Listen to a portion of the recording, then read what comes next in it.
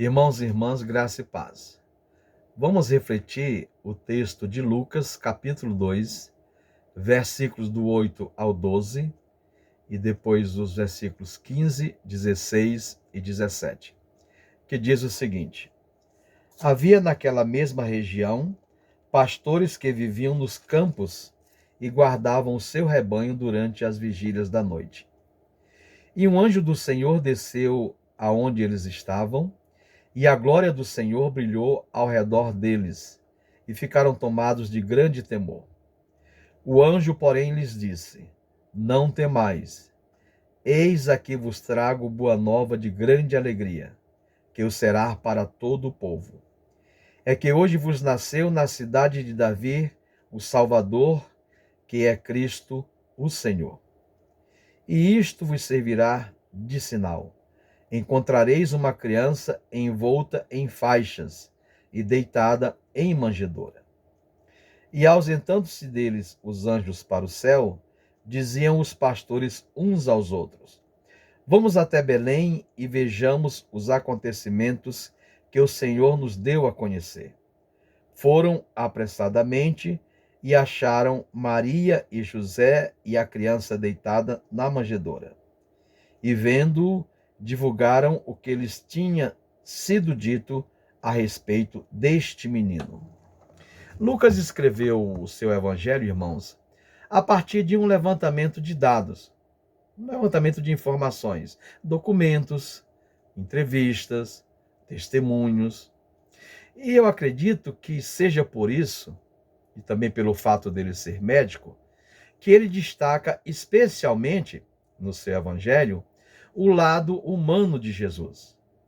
A começar pela gestação de Maria e as condições precárias, quase subhumanas, do nascimento de Jesus. O imperador César Augusto havia proclamado um decreto para recenseamento, e José deveria se alistar em Belém, que era a sua cidade. Por isso ele viajou com Maria da Galileia, Nazaré, para a Judéia, Belém. Ele já estava em Belém quando Maria entrou, como a gente diz, em trabalho de parto. Não necessariamente no dia em que eles chegaram à cidade. Havia chegado o tempo do nascimento de Jesus. José foi à procura de um quarto em uma hospedaria para alugar, e não encontrando, Maria deu à luz Jesus, o enfaixou e deitou em uma manjedoura. Talvez você já se tenha perguntado por que José não procurou os familiares, já que ele era de Belém. Estava com vergonha? Porque assumiu um filho que não era seu?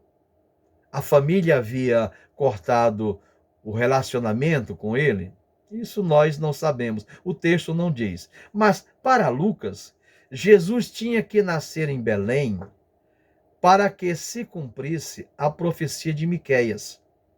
Miqueias 5:2 diz o seguinte: E tu, Belém, Efrata, pequena demais para figurar como grupo de milhares de Judá, de ti sairá o que há de reinar em Israel, e cujas origens são desde os tempos antigos, desde os dias da eternidade. Portanto, na concepção de Lucas, o decreto imperial foi parte do plano de Deus para que Jesus nascesse no local onde havia sido profetizado que nasceria.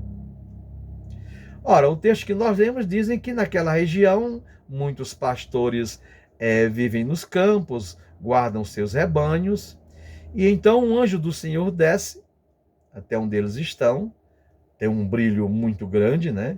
Eles ficam tomados de temor, né, diante do que está acontecendo. Agora, é importante nós termos em mente que, ao contrário dos pastores do Antigo Testamento, que são elogiados, né, como Abel, Moisés, o próprio Davi, que também cuidava das ovelhas ali próximas, por isso que Belém é chamada a cidade de Davi. Esses pastores, eram gente simples e consideradas inferiores pela sociedade. Eles eram marginalizados tanto pelo poder político como pelo poder religioso. Agora, por quê?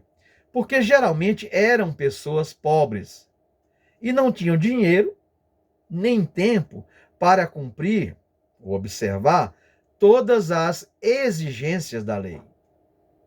Eles viviam nos campos, é o que o texto diz. E o sentido grego de viver é morar. Eles construíam tendas, barracas, né? Não é simplesmente passar o dia ou a noite com o rebanho. Eles viviam lá. Né? Então, daí a impossibilidade de cumprir as exigências da lei, né? As exigências religiosas. Ora, ao sentirem a presença do anjo, eles ficam tomados de grande temor. E por dois motivos. Primeiro, pelo brilho da luz do Senhor, tudo ficou muito iluminado. E depois, pelo medo de morrer. Por quê? Porque, de acordo com Êxodo 33:20, nenhum homem viverá se ver a face de Deus. E eles estavam ali, face a face, com o anjo do Senhor. Daí a razão do seu temor, daí a razão do seu medo. O anjo diz: não temam, porque eu trago boa nova de grande alegria, é para todo o povo, não só para vocês, né? Hoje vos nasceu. Hoje nasceu para vocês, na cidade de Davi, o Salvador, que é o Cristo, que é o Senhor. Então, ao invés de trazer a morte, o anjo traz uma boa nova de grande alegria. E o motivo dessa alegria é o nascimento do Salvador, que é o Cristo, o Messias, né? O Senhor, né? Que nasceu em Belém, a cidade de Davi. E mais ainda, essa alegria não é somente para os pastores, será para todo o povo, judeus, gregos, romanos e outros povos. No entanto, para os pastores, a salvação já começou naquele momento. O anjo frisa bem: hoje vos nasceu. Agora, chama a nossa atenção por que os pastores?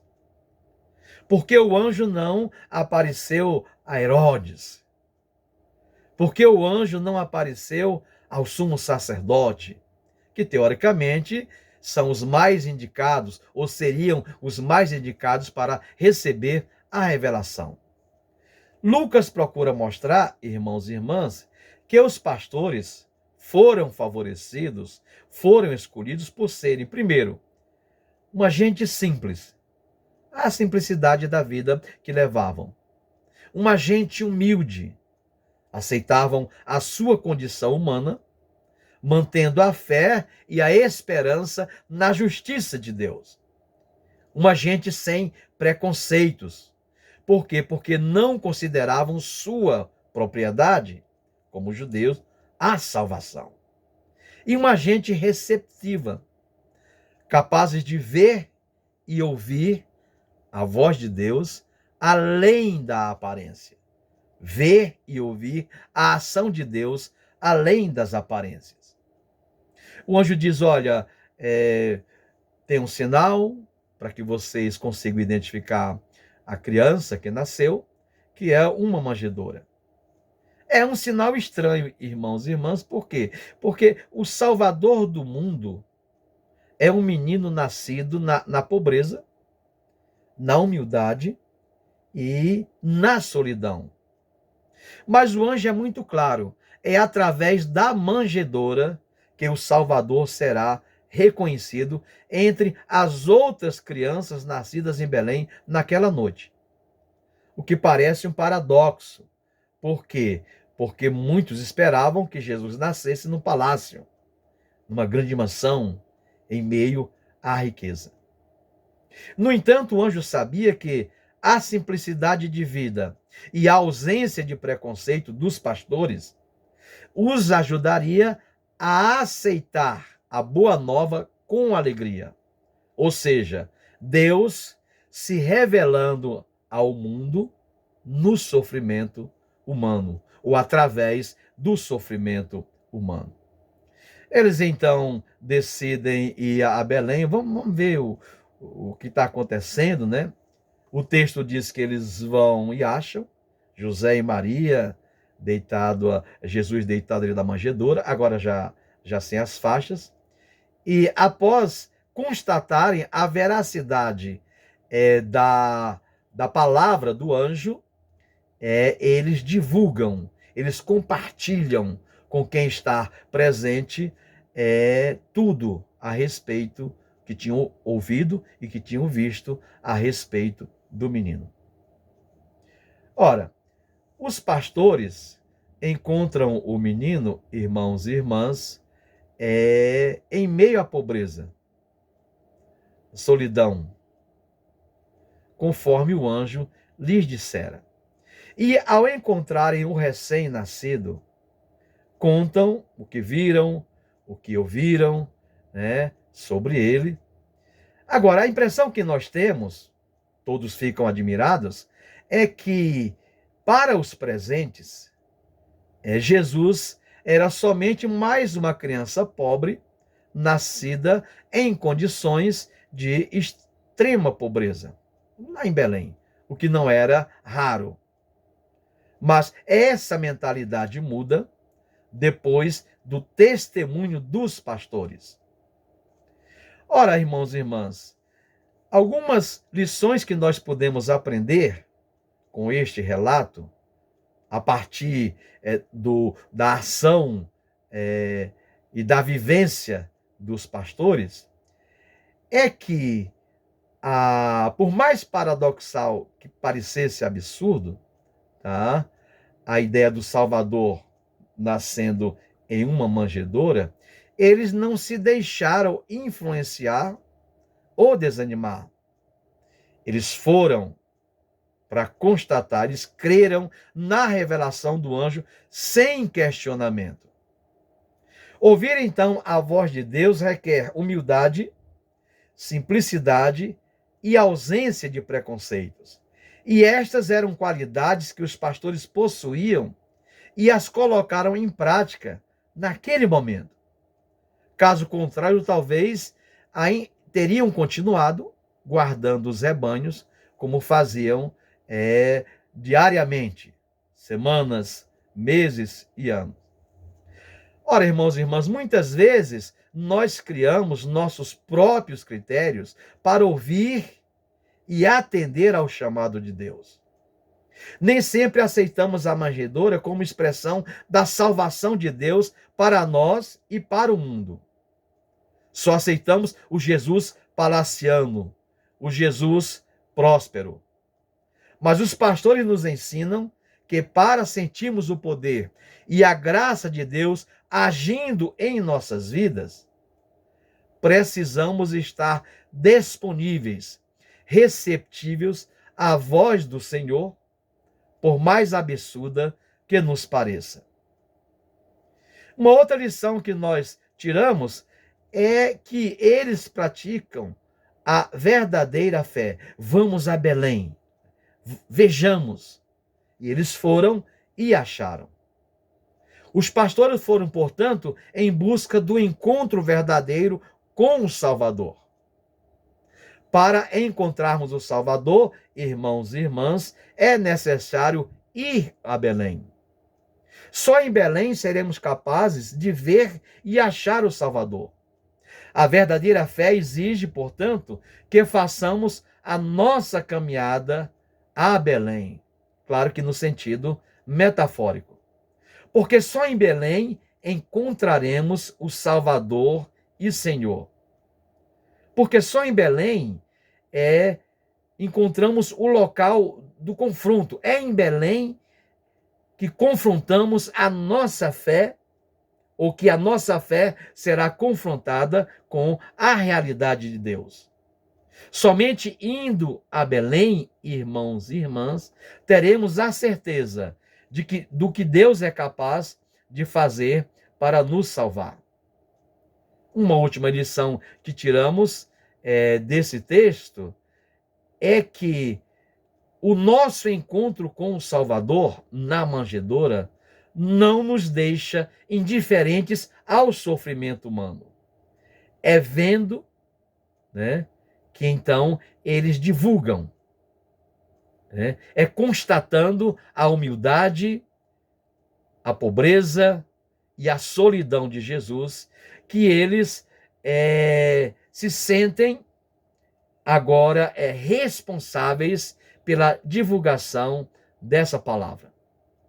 E quantas coisas nós sabemos sobre o Salvador, irmãos e irmãs, e não divulgamos. Muitos ficam anos e anos na igreja sem nunca ter levado ninguém ao encontro do menino na manjedoura. Mas quem vai a Belém e encontra o Salvador, sente a necessidade e a responsabilidade de compartilhar o que viu e ouviu. Quem vai a Belém, irmãos e irmãs, e encontra o Salvador, volta convencido de que o menino na manjedoura veio para salvar a todos e todas indistintamente. O amor de Deus não conhece preconceitos ou fronteiras ideológicas. A boa nova de grande alegria é para todo o povo. A boa nova de grande alegria é a mensagem, é o eixo para a compreensão desse texto. Por isso, irmãos e irmãs, os pastores voltam para Belém, voltam de Belém para o campo, como missionários, dividindo, compartilhando com as pessoas ao seu redor a palavra do anjo, a palavra do Senhor. Nasceu o Salvador, o Cristo, o Senhor de suas vidas.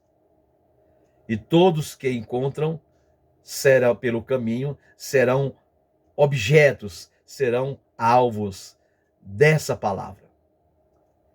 Nesse sentido, esses pastores são os primeiros missionários, né? Os primeiros evangelistas. Agora eu pergunto a você, irmão e irmã, você já foi a Belém? Se não, aproveite esse Natal para contemplar a humildade, o sofrimento e a solidão do menino, de Maria e José na manjedoura. O Salvador da manjedoura é o meu Salvador, o seu Salvador e o Salvador de toda a humanidade. Amém.